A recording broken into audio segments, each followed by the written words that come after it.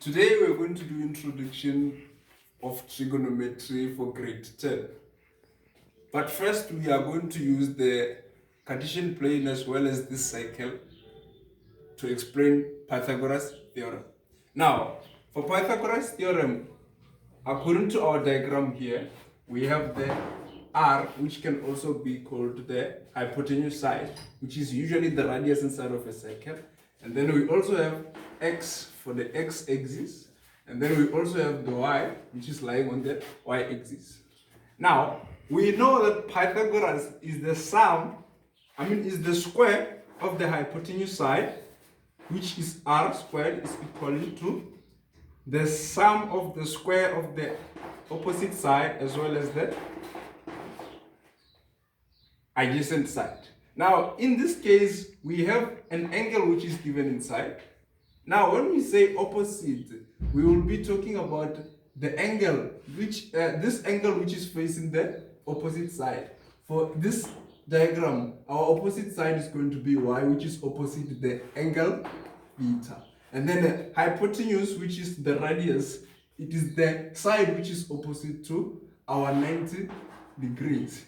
Adjacent side is the side which our angle is lying. In this case is x, and then opposite side is y, and then the hypotenuse is r. Now, I have three examples here for both the opposite side, for both determining the opposite side, the adjacent side, as well as the opposite side. We're going to first start with our number one. Now, for number one, we have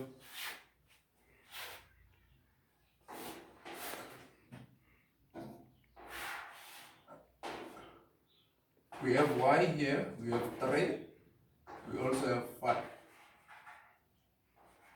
Now, remember we said our 5 here is the hypotenuse side, which is the radius, and then our y is the opposite, provided we are given the angle here, and then our 3 is the adjacent, which is the side where the angle lies. Now, to determine the y side, we're going to use Pythagoras theorem. We said Pythagoras is r squared equaling to x squared plus y squared. And then we are looking for side y. We have the r, which is 5 squared, equals to, for x is 3 squared plus y squared. Now 5 squared, we know that is equaling to 25. Is equals to 3 squared, we know that is equaling to 9 plus y squared. Now, we know that we are looking for y. For us to get y, we must take this one to that one, since it is not the same as this one. That means we are going to group the like terms. I will have 25 minus 9 is equals to 9 plus y squared minus 9. Remember what I do on the left, I also do on the right. Now I will have y squared is equals to 25 minus this will give me 60. And then my y squared, I don't want y squared, but I want to get y. So I'm going to use square root. Rooting both sides, I will have y is equals to plus or minus 4.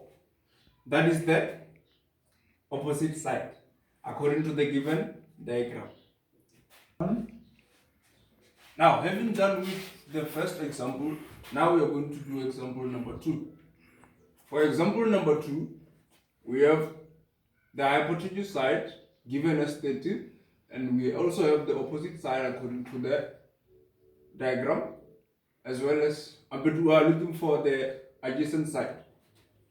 Now I have r squared is equals to x squared plus y squared. What is our r? Our r is given is 30 squared is equals to, and then our x is the one that we are looking for. Y is given as 12. Now 13 squared is equals to 169 equals to x squared plus 12 squared is 144. Similarly to the first one, we are looking for x squared now.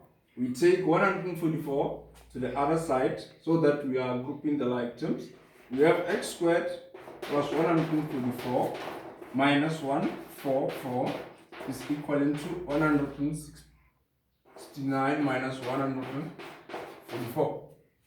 I will have x squared is equivalent to 25. And then now my final answer will be the root of x squared together with 25. I will have x is equals to plus or minus 5. Now, but the answer that we're going to take is x is equivalent to negative 5. Because our diagram now, it is in the side where our x is negative. And then if it can be this side, it means that the answer is going to be positive, since it will be on the positive side. Now we proceed to example number 3. For example number 3, we have the opposite side, which is 1, and then we also have the adjacent side, which is 1 as well. And then now we are looking for the hypotenuse side. We have r squared is equals to x squared plus y squared. Now, since we are looking for r squared, we are looking for r, we will have r squared is equals to, we substitute our adjacent side, which is x. We also substitute our opposite side, which is 1. Now, my r squared is going to be equals to 1 plus 1. And then we know that 1 plus 1 is going to give us 2. But rooting both sides, we have r is equals to plus or minus root of 2. Now remember I said we take the answer that we will take the answer according to the diagram. Now in this case, this time we have our x as positive because we have